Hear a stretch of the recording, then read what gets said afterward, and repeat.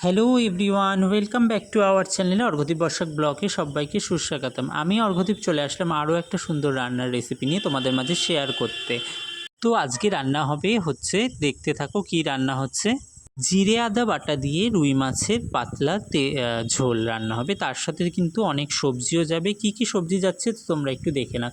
এখানে আছে আলু, পটল, পেঁপে আর টমেটো, কাঁচা লঙ্কা, আদা, আর এই দেখো রুই মাছ। দিদি এখন রুই মাছটা হালকা যে মানে সর্ষের তেল দিয়ে রান্নাটা হবে, সর্ষের তেলের মধ্যে কিন্তু এখন ভেজে নিচ্ছে রুই মাছগুলো। তো প্রথমেই রুই মাছগুলো কিন্তু ছাঁকা তেলে কিন্তু ভেজে নিচ্ছে একটু মানে যেহেতু ফ্রিজে ছিল রুই মাছটা, দুদিন আগের আনা, তো তার জন্য একটুখানি ভালো করে কড়া করে কিন্তু ভেজে নিয়েছে রুই মাছ। সাথে কিন্তু মাথাও আছে। আর এই যে তেলের মধ্যেই দেখো জিরে এবং তেজপাতা সম্বার দিয়ে দিল। জিরে এবং তেজপাতাগুলো একটু যখন ভাজা হয়ে যাবে, সেখান থেকে যাতে ভল করে যখন গন্ধ বেরোবে, সেই গন্ধটা বেরোনোর পরেই কিন্তু দিদি আস্তে আস্তে তার মধ্যে কিন্তু যে এই যে জিরে এবং তেজপাতাগুলোর মধ্যে কিন্তু সর্বপ্রথমে কিন্তু টুকরো করে পেঁপে যেগুলো কেটে রেখেছিল সেই পেঁপেগুলো দিয়ে দিল। তারপরে আস্তে আস্তে কিন্তু পটলগুলো দিয়ে দিল। পটল দেওয়ার পরেই কিন্তু এগুলো যখন একটু নেড়ে নিচ্ছে, নাড়া হয়ে গেলে সবার শেষে কিন্তু দিদি এই যে আলু এবং পেঁপেটা যখন একটু হালকা হালকা ভাজা ভাজা হয়ে যাবে, তারপরে কিন্তু দিদি ওর মধ্যে কিন্তু এই দেখো হালকা হালকা যখন ভাজা হয়ে গেছে, তারপরে কিন্তু আলুটা অ্যাড করেছে। তোমরা কিন্তু সবাই পাকামো করে আবার আলুটা আগে দিয়ে দিও না, পটল এবং পেঁপেগুলোকে একটু ভেজে নিও, কারণ এগুলো সেদ্ধ হতে কিন্তু অনেকটাই সময় লাগে। যেহেতু চন্দ্রমুখী আলু, তার জন্য অল্পতেই কিন্তু সেদ্ধ হয়ে যাবে। তার জন্য ওটা কিন্তু সবার শেষের দিকে দিয়েছে, মানে আলু এবং পটলটা একটু ভাজা হয়ে যাওয়ার পর তারপরে কিন্তু দিয়েছে। এরপরে কিন্তু দিদি আস্তে আস্তে এই পটল এবং আলুটা পুরোপুরি ভাজা হয়ে যাওয়ার পরেই, যখন হালকা ভাজা হয়ে গেছে, এই দেখো আদাটাকে কুচি করে নিয়েছিল, সেটা গ্রেট করে নিয়েছে, বাটনাতে আর বাটেনি, সেটা দিয়ে দিল। তার মধ্যে দিয়ে দিল কিন্তু হলুদ। এবারে এর মধ্যে হলুদ দেওয়ার পর তারপরে কিন্তু চলে যাচ্ছে কিন্তু নুন।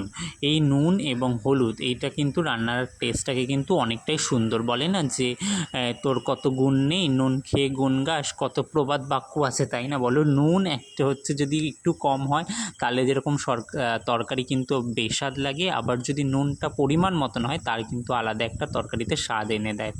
তারপরে কি করলো, কুচনো টমেটো কিন্তু দিয়ে দিল। এবারে টমেটো দেওয়ার পর তারপরে দেখতেই পাচ্ছ কাঁচা লঙ্কা দিয়ে দিচ্ছে। যেহেতু হালকা পাতলা ঝোল হবে জিরে আদা বাটা দিয়ে, তার জন্য কিন্তু দিদি এই সম্পূর্ণ মশলাগুলো কিন্তু দিয়ে দিয়ে এবারে মশলাগুলোকে পুরোপুরি কষিয়ে নেবে। আর কিন্তু সেই পরিমাণে কিন্তু দেখেছো প্রথমে আলু এবং পটল এবং পেঁপেটাকে বেশি করে ভেজেছে, তারপরে আলুগুলো দিয়েছে। প্রথমেই যেহেতু তোমাদেরকে বললাম, যেহেতু চন্দ্রমুখী আলু জল দেবে, দিয়ে এটাকে ফুটবে এবং এমনিতেই সেদ্ধ হয়ে যাবে, তার জন্য কিন্তু আলুটা অত ভাজার দরকার নেই। এবারে দেখো মশলাগুলো কিন্তু একেবারে পুরোপুরি কষে গেছে, সেইগুলো কিন্তু সবজিগুলোর সাথেই কিন্তু কষিয়েছে। আলাদা করে কিন্তু দিদি কিন্তু মানে এই নয় যে মশলাগুলোকে আলাদা করে তুলে নিয়ে মানে তারপরে মশলাগুলোকে ঢেলেছে, সবজিগুলোকে আলাদা করে তুলে নিয়ে, তা কিন্তু নয়। মশলাগুলোর সাথেই কিন্তু সবজিগুলোকে দিয়ে কষিয়ে তার মধ্যে কিন্তু এক মগ বল করে জল ঢেলে দিল। আর এই দেখো তেল এবং জল কিন্তু একবারে পুরো ভেসে উঠেছে, আর কত সুন্দর একটা হালকা কালার এবং মানে কালার উঠেছে, দেখতে পেয়েছো? এবারে পুরোপুরি সবজিটা যখন ফুটে উঠলো, এই যে সবজিটা ঝোলটা যখন ফুটে উঠেছে, এরপর মধ্যে কিন্তু দেখো পুরোপুরি সেদ্ধ হয়ে গেছে। দেখতেই পাচ্ছ দিদি কিন্তু দেখে দিচ্ছে, এই দেখো সব কিন্তু পেঁপে, আলু, পটল সবই কিন্তু পুরোপুরি সেদ্ধ হয়ে গেছে। এরপরে কি করছে, যে ভাজা মাছগুলো ছিল সেগুলো কিন্তু দিয়ে দিল। এবারে পুরোপুরি ঝোলটা যখন একেবারে মানে পুরো জল মানে মশলাগুলো এবং ঝোলটা যখন মাছগুলোর মধ্যে পুরোপুরি ঢুকে যাবে, তখন কিন্তু রান্নাটা কিন্তু আলাদা একটা টেস্ট হবে এবং মাছগুলোর মধ্যে কিন্তু সফটনেস ভাব কিন্তু চলে আসবে। তো আজকের রান্নাটা তোমরা দেখতেই পেলে, কেমন লাগলো অবশ্যই কমেন্ট করে জানিও। আর যারা ফেসবুক থেকে দেখবে, অবশ্যই তারা আমার চ্যানেল মানে ফেসবুক প্রোফাইলটাকে ফলো করে দিও।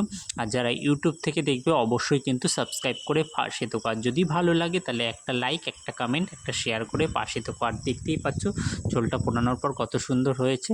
তো সবাইকে টাটা, বাই।